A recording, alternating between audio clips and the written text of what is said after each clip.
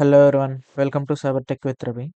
ఇవాళ మనం Windows 11లో virtual box ఎలా ఇన్స్టాల్ చేయాలో చూద్దాం. ముందుగా బ్రౌజర్లోకి వెళ్ళి గూగుల్లో వర్చువల్ బాక్స్ అని టైప్ చేసి ఎంటర్ చేయండి.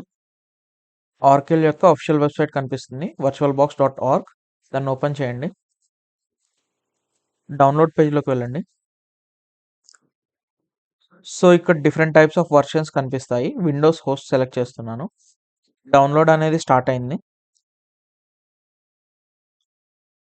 డౌన్లోడ్ కంప్లీట్ అయ్యేంత వరకు వెయిట్ చేద్దాం.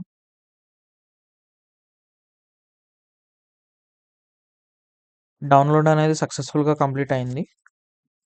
ఎగ్జిక్యూటబుల్ ఫైల్ని ఓపెన్ చేస్తున్నాను.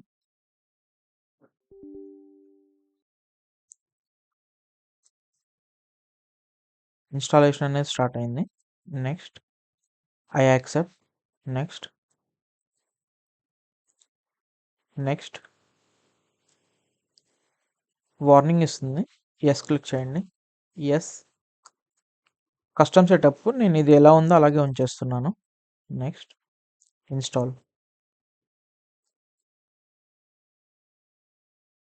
ఇన్స్టాలేషన్ అనేది సక్సెస్ఫుల్గా కంప్లీట్ అయింది. ఫినిష్.